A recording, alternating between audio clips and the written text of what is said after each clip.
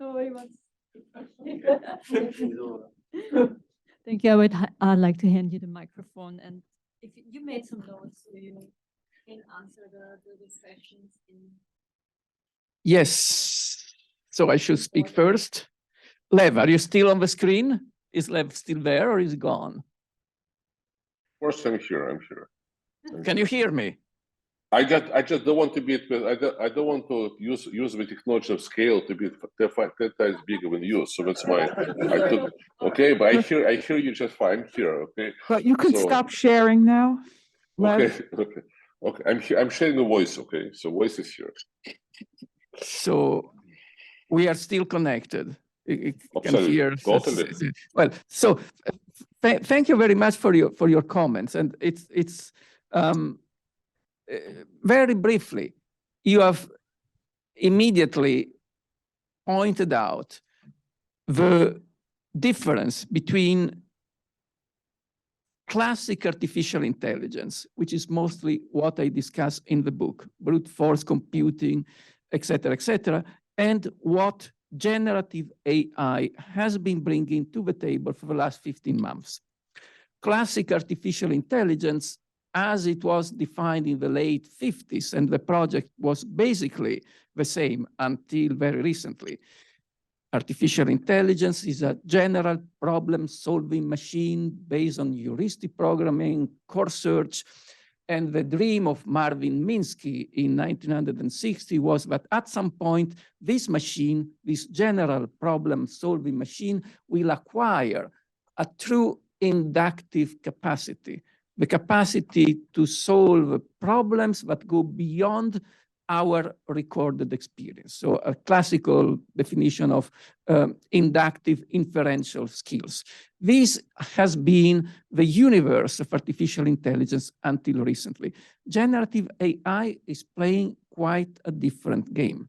Generative AI doesn't do that. It is a machine which automates imitation. It is all about the automation of analogic imitation. So it does something else. It's not about solving problem. It's about reinventing our notion of creative imitation. And we would think that there is no connection between classic artificial intelligence as a general problem-solving machine and generative AI as an automated machine for imitation, except that what I think is going to happen soon, that above and beyond all this discussion on creativity and generative AI as a supplement or a replacement or a set of creative, et cetera, at some point we shall find out that there are problems, even quantitative problems, which we can solve by dint of analogic imitation. There are problems which we cannot quantify, which classically, in classical scientific terms, we cannot conceptualize and we cannot solve, but where imitation can provide a possible answer. A range of problems where we cannot calculate, but we can imitate, where creative imitation becomes a replacement of quantitative solutions which we cannot apply. So it is possible that at some point, generative AI may step in scientific areas where artificial intelligence doesn't work because we do not have enough data, because we cannot quantify, because we cannot optimize. So it is possible that generative AI, as a machine which automates analogic imitation, may at some point merge with classic artificial intelligence, but becoming a different approach to problem solving, based not on quantification and rational analytic processes, but on intuitive imitation, which is, after all, a way to solve problems which was common before the scientific revolution, before modern science was born. All problems, in the absence of quantitative science, must have been solved in some other way.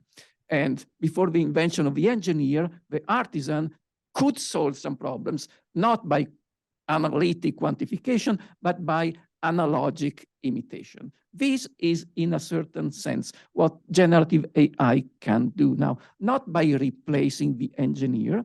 This is what classic artificial intelligence is going to do, or is already doing, by automating the intuitive, analogic, almost magic capacity of intellection of the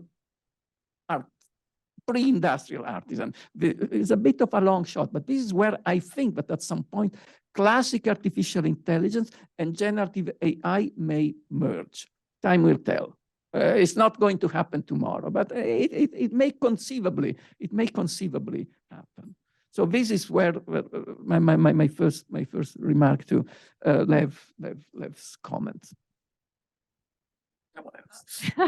If you insist, I might have a follow-up. It was a classic scientific reasoning. Is not also an imitation of the real thing? You know, but it is mediated by analytic tools and quantitative tools and mathematics and formulas. So at the beginning, there is an experiment. So there are empirical data. And so in a very wide sense, but the tool to mediate imitation is quantitative, is analytic, is rational, it's based on deduction, inference, the tools of classical science. It is, yes, but right, but this could be just a new form of how we can represent the real thing, because we take science always as something that is real and actual, but we also learn over the course of years that science is actually also something that changes over time, all the time. So now what we learn when we go to our physicist and learn about what we should eat, and then we go 10 years later, the things have changed dramatically. So it's also something that we have to conceive. It's not the real thing, it's an idealization of the real thing. And now we have more sensors to understand the real thing, because it's just a cultural construct we have learned to accept, right? So can AI, machine learning help us in that way to get information that is not accessible to us with science? Well, evidently we can keep growing data. And so big data can become bigger and bigger data. But of course, we call them big data because they are too big for us, but they are not big for the machine that creates them and which can manage them. So the idea of big data is simply a disconnect between the universe of small data, where our mind always lived, and the universe of accumulation of unintelligible data, which are beyond our compass, but the machine that creates those data can work with those data. So it's a universe which is outside the compass of our mind. We always think, the maps, Google Maps, et cetera, they produce so much data and so much information, and you claim, what are we going to do with all this? The point is, these data are not made for us. We shall never need those data. These data are made for the machine, but at some point we learn to replace us as drivers. Those machines, the automatic self-driving machine, will need those data. Those data are made by machines for machines. We are entirely out of the game. That's not our game anymore. Thank you, Mario, for your book, and thank you, Lev. Also, it's a pleasure to be here, listening to the different positions and different ideas. I am very interested in your notion of technology. I'm glad that you mentioned Mies, for instance, right?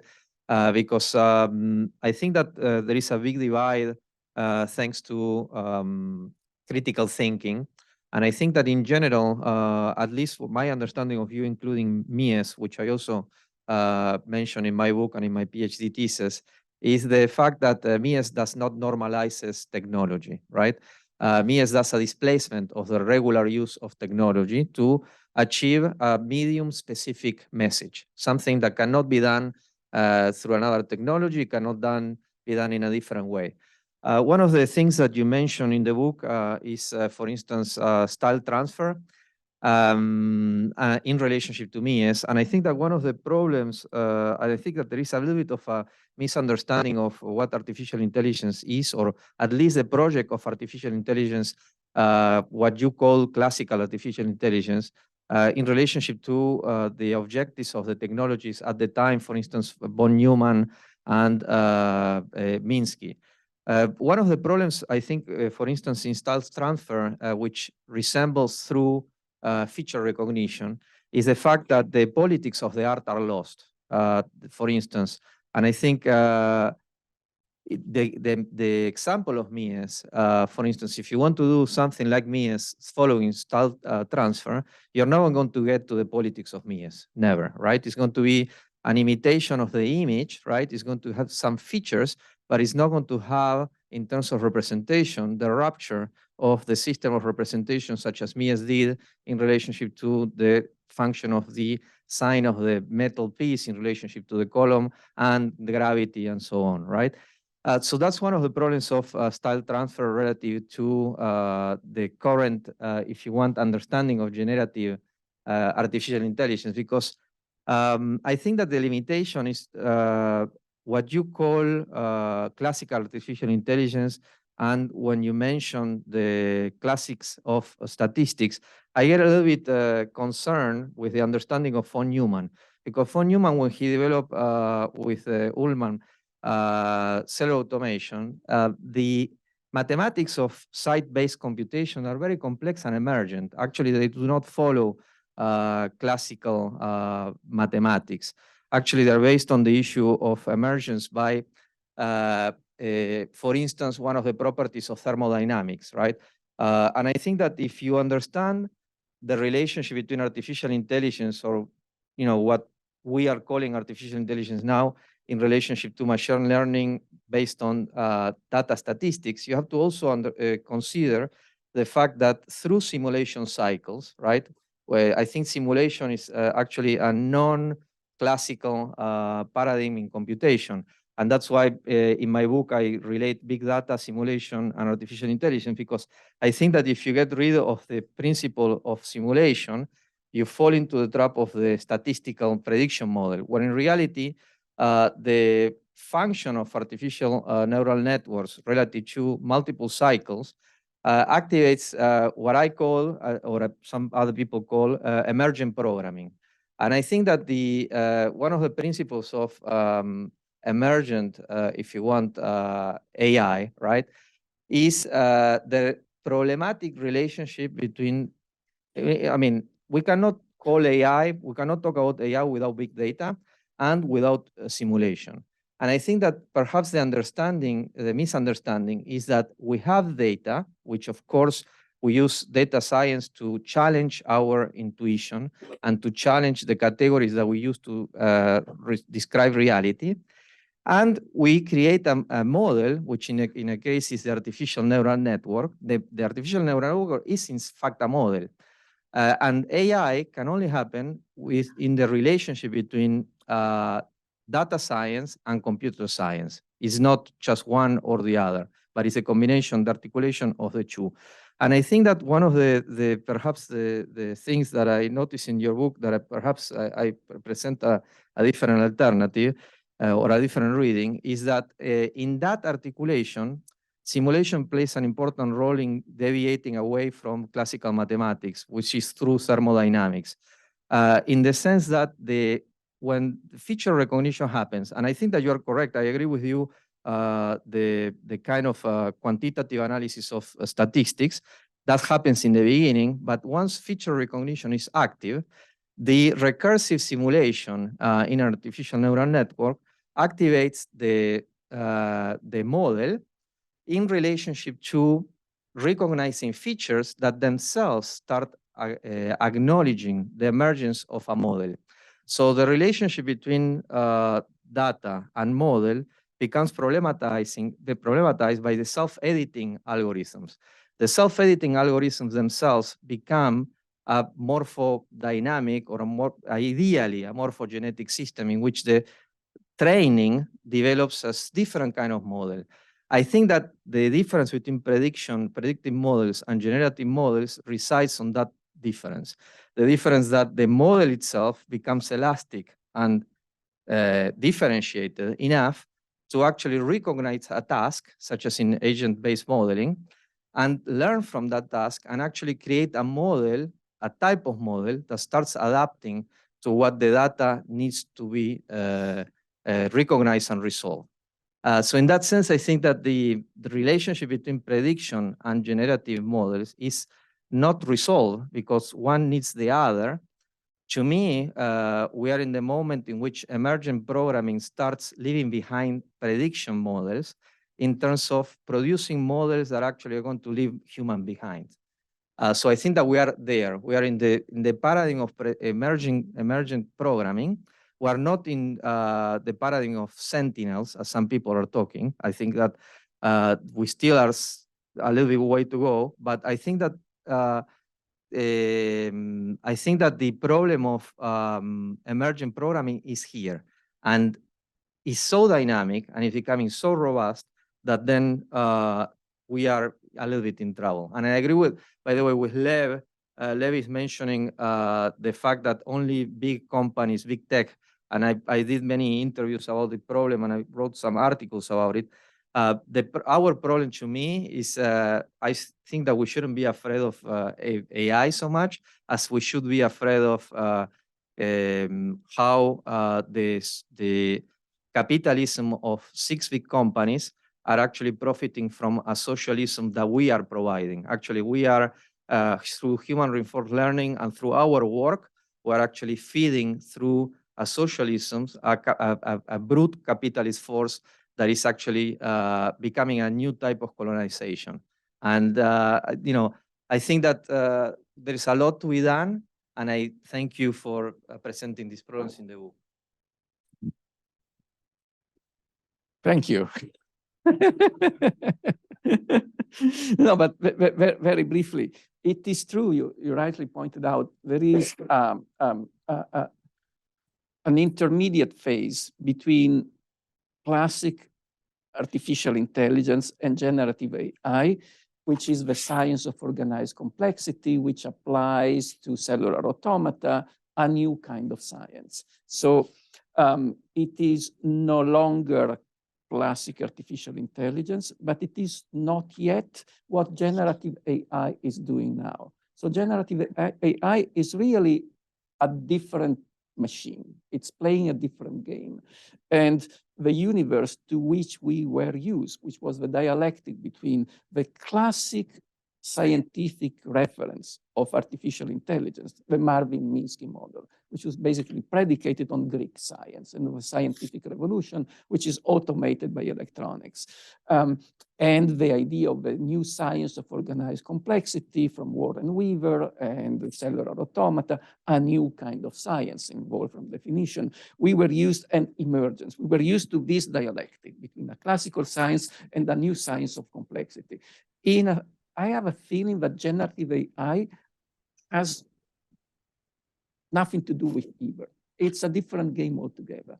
And we have not yet even understood how we can relate the universe from which we are coming and the new game that generative AI is about to play. We have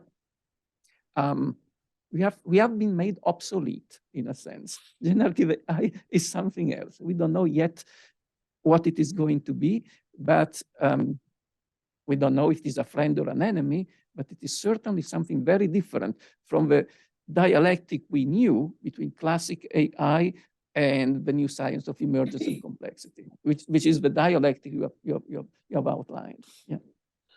Now there is something else coming. There is a new Leviathan on the horizon. But, for cellular automation, includes that paradigm.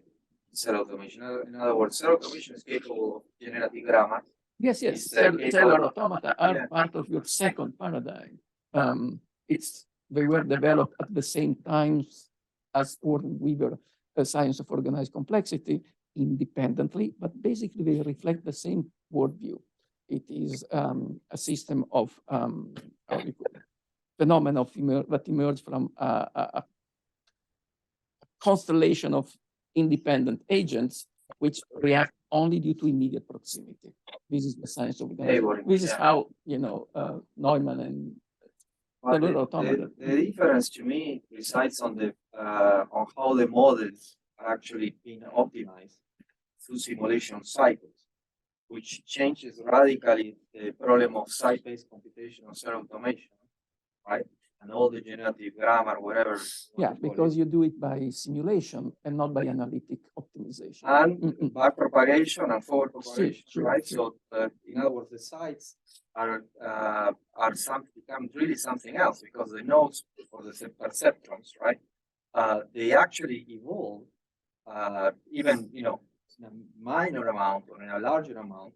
And actually, to me, what we are here, in a way, to me, what's interesting about the moment that we are in, the revolution now, is that the model is really changing. Yes, generative AI is none of that. It is something else, and we don't know No, yet. it is. And we don't know yet. Because if you know, I mean, maybe I'm confused. I don't know what you mean by generative AI. Can you define what you mean by generative AI? Maybe there's a. Maybe we can finish his thoughts later and just give the audience a possibility to also pose some questions. So I just want to open to the floor. Yes. Yeah.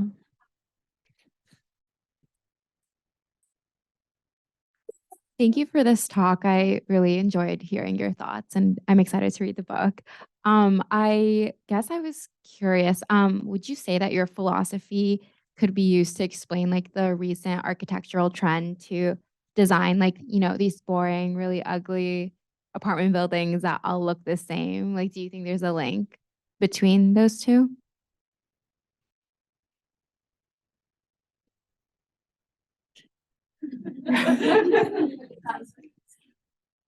It took too long, and I forgot the answer. I forgot the question.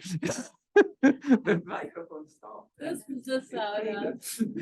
I was just wondering, like, if your philosophy could be used to explain, just like the trend of creating these apartment buildings that all look the same, like really boring, like real distinction. I mean, I feel like if you go on Street Easy and you just look at apartments, unless they're like old, like pre-war, they're all just like. But there is a reason why they are all the same. It is cheaper if we make them all the same. Standardization, until recently, and in many ways today, is a cost-saving device. We may like it or we may not like it, but if we use standard industrial mechanical technologies, the more identical copies we make, the cheaper each copy will be. So if we want to save money, and if we make all the buildings that look the same, that was the dream of Le Corbusier. Le Corbusier wanted to bring Taylorism to architecture. Say, let's make all the houses just the same. We shall make them cheaper. But don't worry, they will look good because I will design them all. That was Le Corbusier's idea. But in pure technical logic of Taylorism, he was right. Just like the Model T Ford was a cheap car because it was making 27 identical exemplars for 30 years, that made the automobile cheap. It's not that an automobile that most people liked, but it was so cheap that people ended up liking it because it put the automobile at the disposal of many who otherwise could not have driven it. Before Henry Ford standardized the Model T, the automobile was a rare luxury item. Only few people could afford one. Then Henry Ford standardized it. And before Henry Ford, you went to see a car maker, meaning an artisan car fabricator, say, I want a car. Can you make it for me? I'm going to tell you the kind of car I have in mind. And you co-design your car as you could go and see a tailor to have your shirts made to measure for you. It was exactly the car you wanted. It was very expensive. Then Henry Ford made a standard car and said, you can still choose the color so long as it is black. I mean, you couldn't choose anything. And people didn't like it, but it was so cheap. But after a while, they said, after all, it's a good idea. Standardization saves money. So you may not like those buildings, but it's probably the only way to make those buildings affordable. That was the technical logic of industrial modernity. Now, my point is that when we shift to digital technology, that argument is no longer true. Standardization used to save money if you use mechanical technologies. If you use digital technologies, it doesn't. Of course, today, if you look at a building, 98% is still made either the artisanal or the industrial way. So the digital doesn't, it's not really yet a game changer, but it will be at some point. And then you could make all the houses different and they will not be more expensive. I cannot tell you when that will happen, but at some point, in pure technical terms, variation will become possible at no extra cost. So someone will tell you, I made all these buildings that look the same because I saved money. You would tell me, no, idiot, it's no longer true. You're cheating. This used to be true. Le Corbusier was right when he claimed it. Mies van der Rohe was right when he monumentalized it. But today, using today's technology, this is no longer true. So if someone tells that to you today, tell him you're cheating. It's not true. It's not true. Soon, it will certainly not be true anymore. So by the time you start building it, may no longer be true. Maybe you have another question? Thank you so much for the lecture. I had some kind of thought thinking when you're talking about the how the value in the digital making is a flat line as opposed to decreasing through reproduction. I was thinking of the concept of aura, like Benjamin's the work of art in the age of mechanical reproduction. So we talk about like how the price decreases, right? But what happens to the aura of the thing? So in the age of the digital making, is it like just flat, or it maybe increasing? And then I was thinking about when you started talking about AI and generative AI and the kind of production there, what paradigm is that? Because it's a little different from the digital making. It's not like a 3D printed copy. It's a imitation or like, I don't know how you call it, like a new kind of imitation and the making through the digital craft. So where is the line there? Is it flat? Is it curved? Is it how does it go?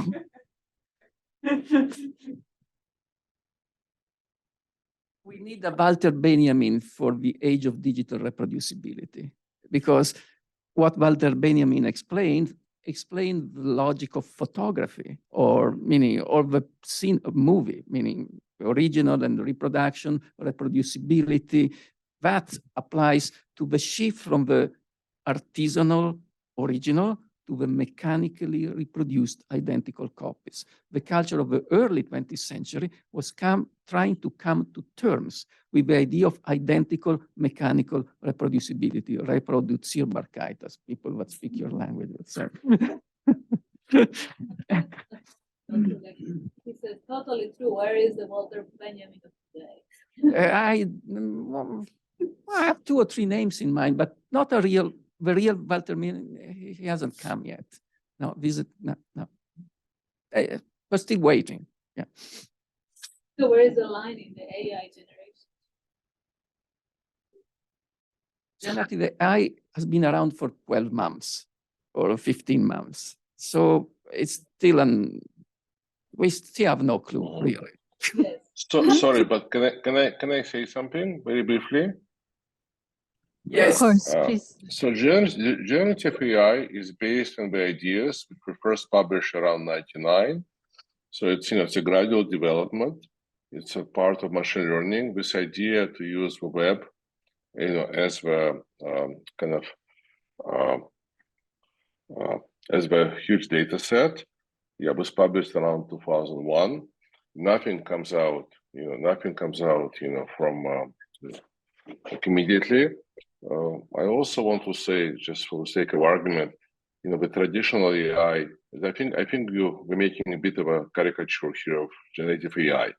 It's not so different from so-called traditional AI, because both traditional AI and generative AI are based on compression, summarization, and generalization. The difference is that with, let's say, traditional AI, maybe you ask human experts, right? Like, what are your tricks? What are your tactics? What are your rules? And then you put these rules on the system. or generative AI or machine learning in general, because let's remember, generative AI is simply one of many subsets of machine learning, which have been around, right, since late 50s and took over AI in 2013. You basically have a machine, right? The machine extracts with general rules or general principles or associations from the data, but the principle is the same. Another thing to also say is that it is based on compression. So it's not simply a machine which just remembers everything and then always looks up a particular case, right? There's a compression going on in all machine learning and generative AI. So, sorry, I just had to say it before everybody gets excited and makes a bit of a caricature of this thing. So, Yeah, it is different, but it's also not so different. There is still compression going on, right? So to that extent, it may look like completely opposite to human thinking, to traditional AI, and to traditional science, but it's still based on generalization and compression. And every time you use ChatGPT to write something, and you see how what it comes out is a bit generic, it's a bit stereotypical. This is why. If it wasn't based on compression, it would give you this amazingly original statement, and it doesn't. Thank you. Actually, just I wanted to build up on what Lev says, because that's to me a little bit also the understanding, especially with the revolution of understanding of the laws of thermodynamics, because the relationship between optimization of the model and the changing of the structure of the model in relationship to the feature recognition, which is hold, by the way, on the problem of the hidden layer, right? When you say nobody knows what generative AI is, I have to say that we know by doing. And when we train the networks and we see that there is a recognition, so for instance, learning from agent-based modeling, right? When we understand that out of unstructured data, there is a pattern that is being recognized. That pattern that is being recognized becomes a program, right? The moment it becomes a program, that's what I call emergent programming. That's the beginning of generative AI. And I think that what you may be talking about is a distinction between predictive AI as non-generative and generative AI. Yes, I agree on that distinction, right? For instance, we know the problems of tagging that Lev referred to, right? Supervised learning, non-supervised learning. But to me, the interesting moment that we are at now is that truly, I believe, and that's what I wrote in my book, and I may have a lot of people that disagree because it's controversial, is that we are in a very interesting moment now. That's why people get confused and they don't know if they're sentinels or not, or they're not sentinels, because it's true, according to the definitions that von Neumann gave, we are in a moment in which an explosion of AI is possible. Why? Because of the laws of thermodynamics, in which a cycle becomes better at each point, in which we cannot recognize anymore if the model is the same or the model evolved far enough to be able to be right in the next level. The next level would, to me, we are in the level of emergent programming. The next level will be self-conscious AI. And if you understand the definitions of information theory, what's scary in a way is that the relationship between information and cognition is not that differentiated as most people understand it. Basically, you may have interconnectivity, such as the one that we have today with the Internet of Things, and everything interconnected at once may have a reach in terms of information flow, which is actually the way that humans develop intelligence, right? That we are at a certain moment in which cognition may be possible or an event may be possible.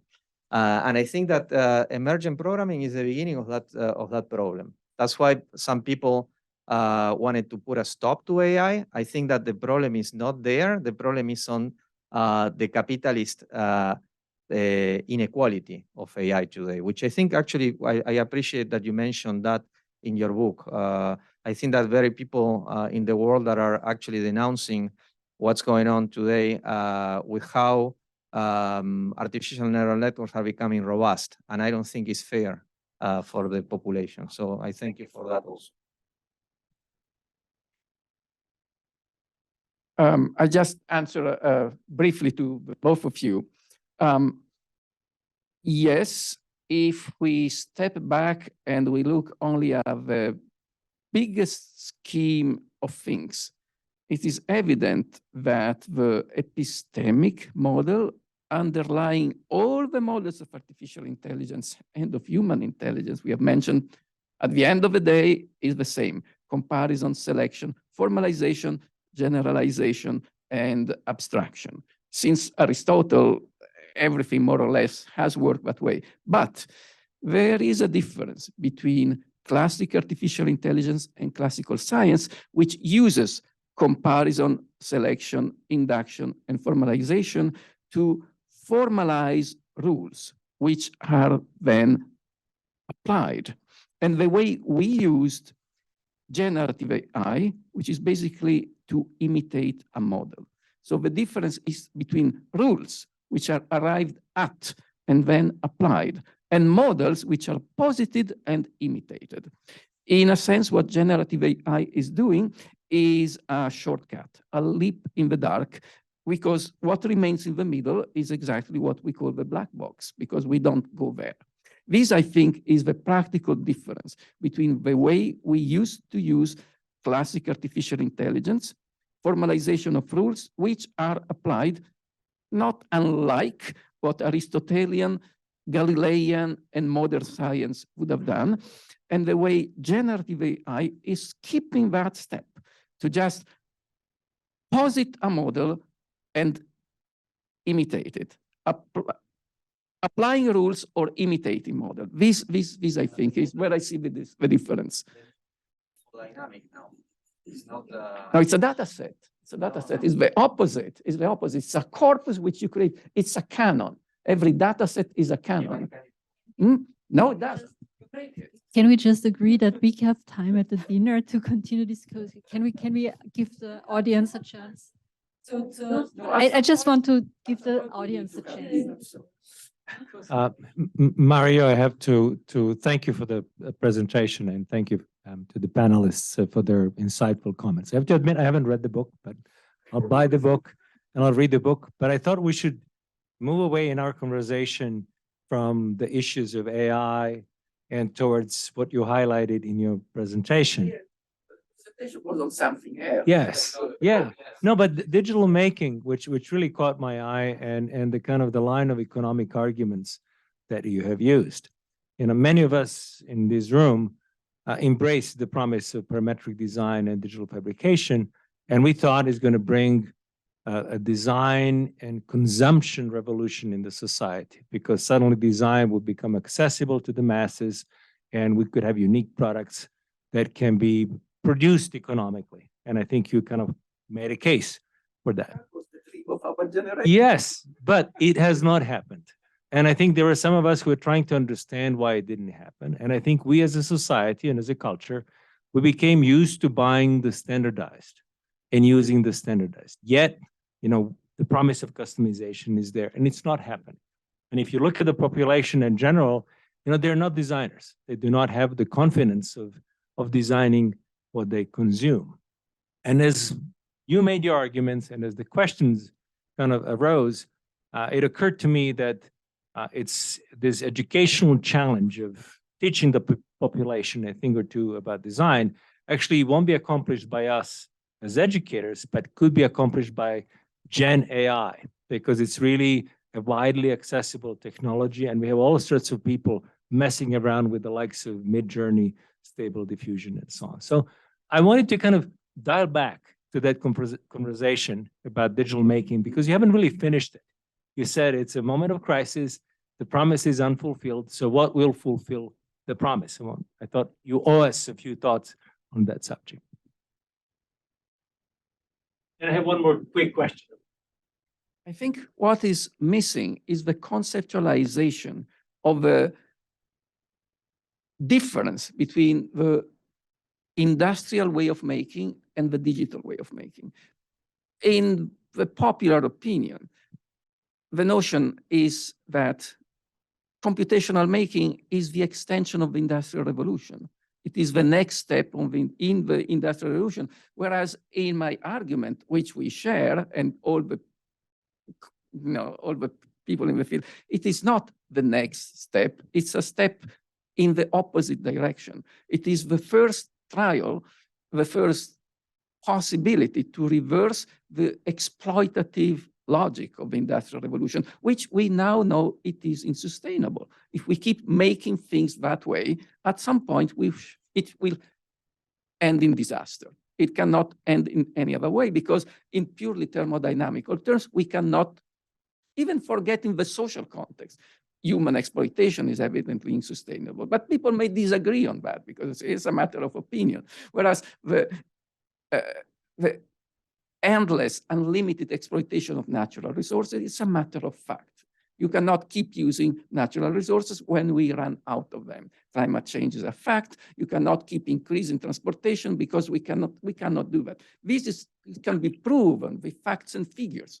This cannot happen. So we have to reverse that paradigm.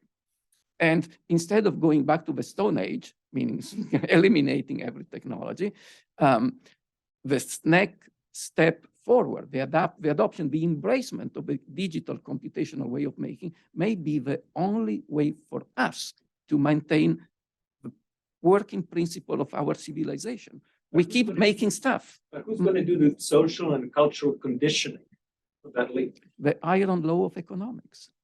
Because at some point, and already that is the case, if we take into account the thermodynamic and environmental costs of the industrial way of making, if we factor them in, they are already uneconomical. By the way, the problem of AI today is that it's not taking into account the thermodynamic problem of energy, which actually I'm trying to work on, which is that we are consuming way too many resources. I think that's what you call excessive data, right?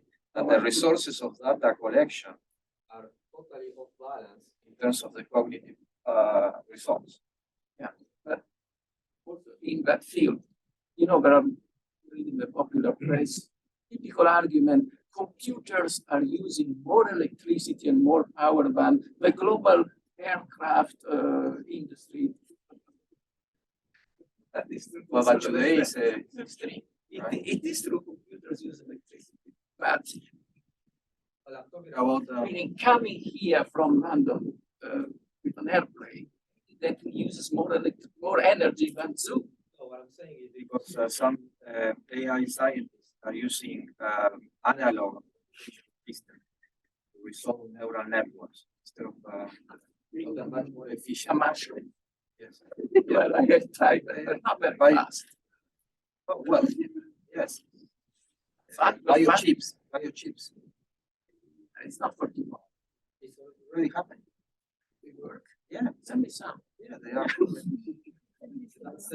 That's what many are working on, because exactly of the problem of thermodynamics, that if we keep adding carbon footprint to resolve the problems that we are creating, that's not going to work. That's what, well, you know. Hi, I've got the microphone, so I'm going to ask a question. Well, firstly, thank you very much for your presentation. Also to Lev Manovich out there on Zoom World somewhere.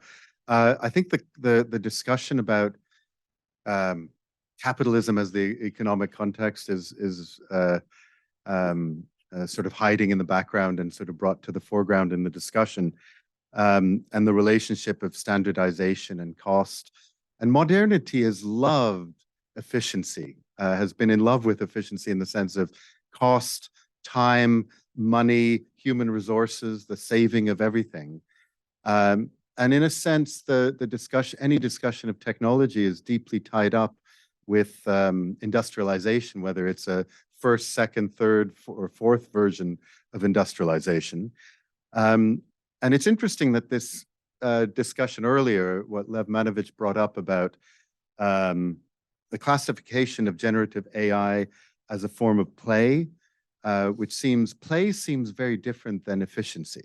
You know, play is not about problem solving; it's about extraneousness. It's about excess or fun, even. It's not about seriousness.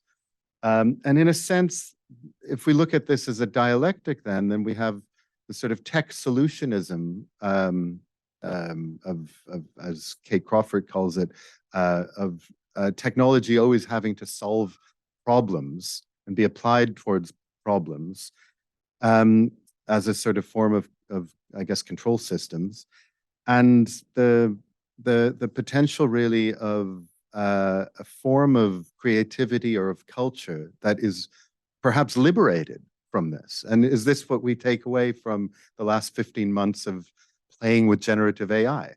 Are we liberated from efficiency and has going beyond digital, so-called? Have we gone beyond the necessity of efficiency for the economic system and for everything else that it entails? In my opinion, it is true that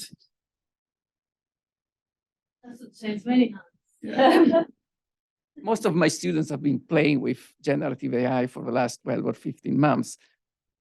It's like as if it were a video game.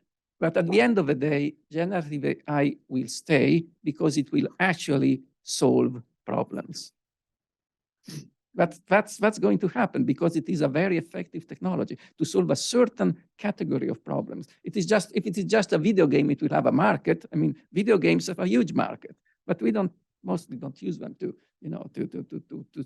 to solve housing problems or problem of heating, ventilation, and air conditioning, or whereas generative AI at some point, that's my guess, will actually be a problem solver.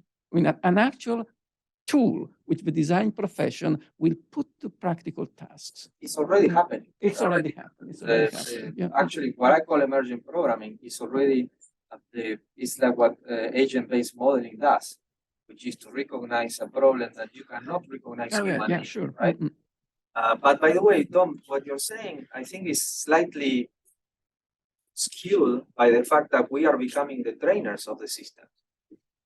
I think that the efficiency is on the side of OpenAI, for instance, or Google. But actually, what you call excess for them is the profitability and the robustness of the system, because well, Lev says that we cannot compete with big tech, which is one of the first things that I denounced in my writing. But the problem is that they cannot do it without us. That is the problem. The problem is that they are not only stealing our data, stealing our models, and stealing our artwork. I really don't like to be quoted as somebody who's against capitalism. I love capitalism. It's the best thing which happened to humanity.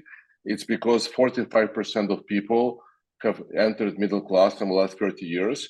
There are small companies doing generative AI, such as Midjourney. Please don't put me in your socialist kind of arguments, okay? I'm not part of it. Capitalism is the best thing, and that's why you're here, and that's why it exists today, okay? If I lived in late communism, I know what it's like. So don't put me into your simplistic socialist arguments, please. I think we have another question from the audience. Yes. Thank you, Carpo. It was a fantastic presentation. We have been studying on your documentaries few days, so we're trying to learn what you're providing these days. So I have a very small question. So the thing is, so the question is, there are lots of crafting that has been lost by this time. So if we want to revive this craft or this artifact nowadays using generative AI or like using fabrication, so this craft might lose its own value, the way we used to perceive this thing. So how do you see this?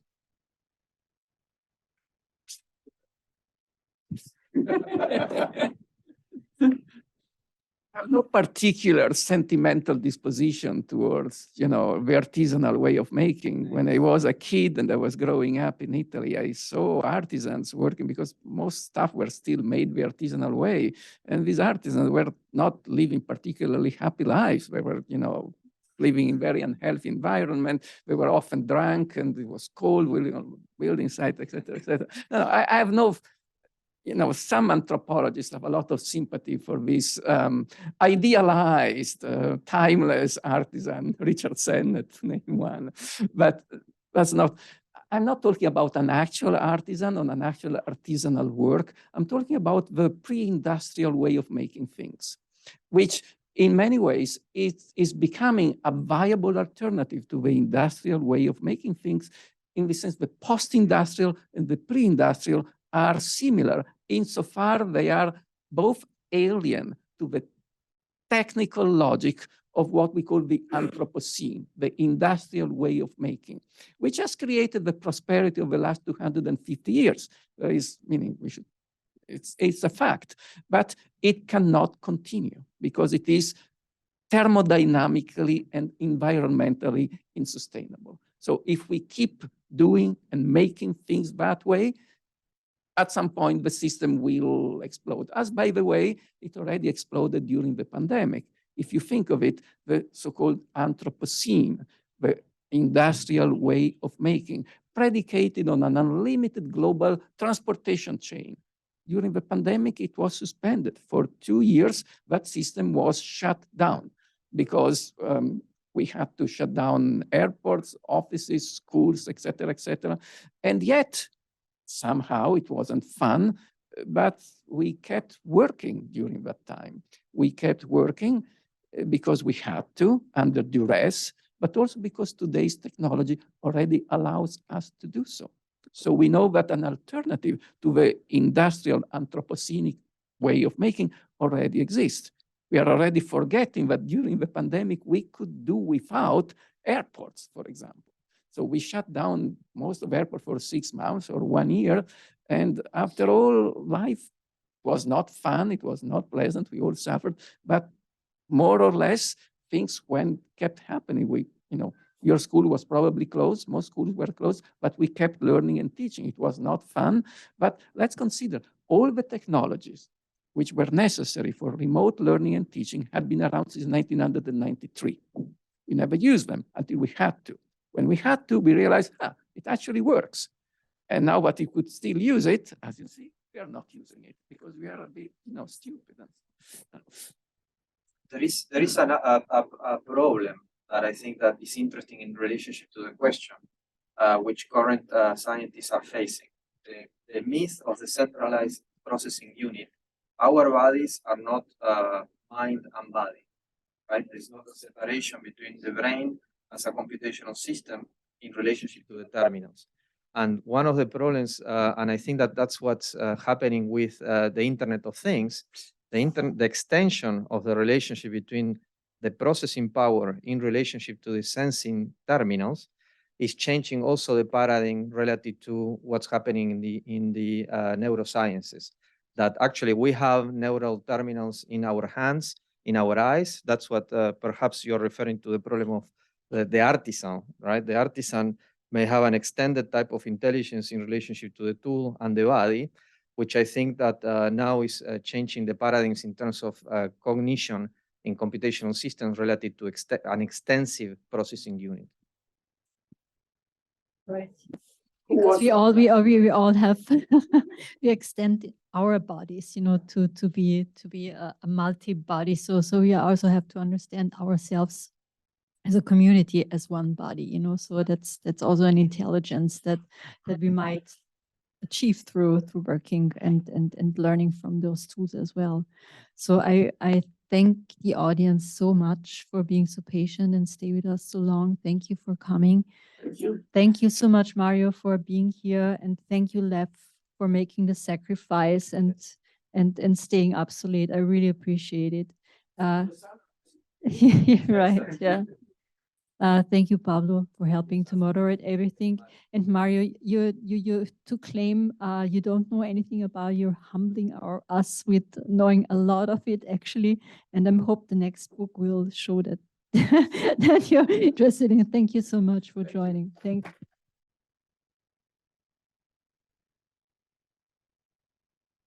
you. Oh, good. Perfectly.